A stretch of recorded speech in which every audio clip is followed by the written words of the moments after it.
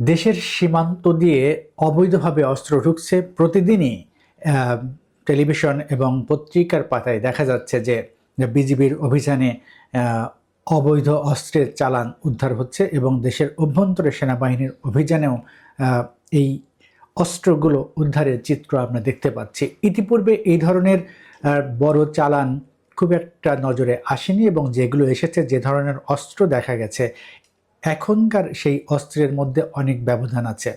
কেন এবং কারা এই অস্ত্রগুলো দেশের ভেতরে আনছেন সেটি দেখা খুবই জরুরি, কারণ সামনে নির্বাচন। প্রধান উপদেষ্টা গতকালই বলেছেন যে আগামী এক সপ্তাহ খুবই ক্রুশিয়াল মোমেন্ট। সেই ক্রুশিয়াল মোমেন্ট যদি হয়, তাহলে এই সীমান্ত পাড়ি দিয়ে অবৈধ পথে যে অস্ত্রগুলো আসছে, কারা আনছেন আর এর পেছনের কুশীলব কারা, সেটি খুঁজে দেখা খুবই দরকার। দেশের সীমান্ত যেমন চাঁপাইনবাবগঞ্জ, যশোর, সাতক্ষীরা, রাজশাহী, কক্সবাজার, বান্দরবান এবং সিলেট ও কুষ্টিয়া সহ বিভিন্ন পয়েন্ট দিয়ে অস্ত্র ঢুকছে। কেন ঢুকছে? এর উদ্দেশ্য কি? এর পেছনে কি রাজনীতি আছে নাকি দুর্বৃত্তায়নের জন্য এই অস্ত্র আনা হচ্ছে? গোয়েন্দা তথ্য নিশ্চয়ই আছে গোয়েন্দাদের কাছে, কেন এবং কারা এগুলো আনছে এবং কিভাবে নিয়ন্ত্রণ করা যায়। নির্বাচনকে সামনে রেখে এ ধরনের ঘটনা খুবই আশঙ্কার জায়গা সৃষ্টি করছে। নির্বাচন নিয়ে এমনি নানান ধরনের কথা আসছে, অনেকে অনেক ধরনের উদ্বেগ উৎকণ্ঠা প্রকাশ করছে। শাহবাগে যে ঘটনাগুলো প্রতিনিয়ত ঘটছে, উত্তাল থাকছে। একদিকে পে স্কেল, অন্যদিকে হাদি হত্যার বিচার, অবসরপ্রাপ্ত সেনা কর্মকর্তাদের কর্মসূচি, সব কিছু মিলিয়ে এক ধরনের উত্তেজনাকর পরিস্থিতি কিন্তু আমরা দেখতে পাচ্ছি। এরই মধ্যে যদি আবার সীমান্ত পাড়ি দিয়ে অবৈধ পথে এভাবে অস্ত্রের বড় বড় চালান দেশে প্রবেশ করে, তাহলে এই আশঙ্কা আরও বাড়িয়ে দেয়।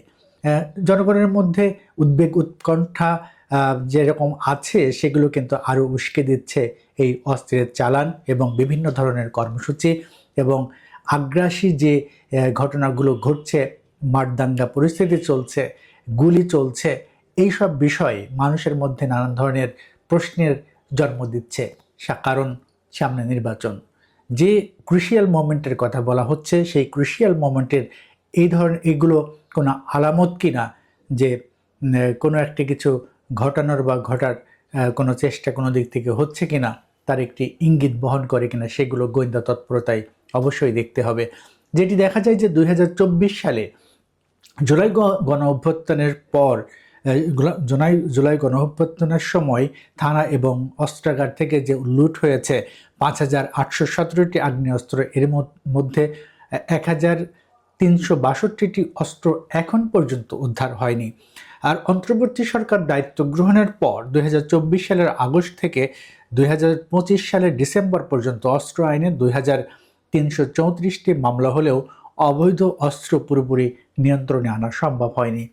অভিযান কিন্তু থেমে নেই, অভিযান চলছে। ডেভিল গ্রেপ্তারের অভিযান অব্যাহত আছে। কারাগারগুলো পরিপূর্ণ হচ্ছে, টইটুম্বুর হয়ে যাচ্ছে।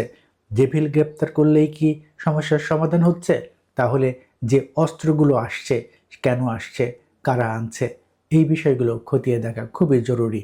কারণ এই অস্ত্রের চালান কোনো না কোনো পরিকল্পনারই অংশ বলে আমরা মনে করি। কোনো একটি পক্ষ এগুলো আনছেন এবং কোনো একটি কারণেই তারা এই পরিস্থিতি সৃষ্টি করছেন। হতে পারে একদিকে এই বড় বড় চালান প্রবেশ নিয়ে মানুষের মধ্যে আতঙ্ক উদ্বেগ যেটা আছে সেটা আরও বাড়িয়ে দিচ্ছে। আবারও এটিও হতে পারে যে এই অস্ত্রের চালানগুলো কোনো একটি কাজে তারা ব্যবহার করার চেষ্টা করবেন বা সেই পরিকল্পনারই অংশ এই অস্ত্রের চালানগুলো। এ কারণে যে অভিযানগুলো বিজিবি সীমান্তে আটকে দিচ্ছে বা বিজিবির জালে ধরা পড়ছে যে অভিযানগুলো, সেগুলোই আমরা শুধু দেখতে পাচ্ছি। এর বাইরেও যে কোনো চালান দেশের অভ্যন্তরে ঢুকে পড়ছে না, সেটা আমরা বলতে পারি না। কারণ সেনাবাহিনীর অভিযানে কিন্তু বড় চালান ধরা পড়েছে দেশের অভ্যন্তরে।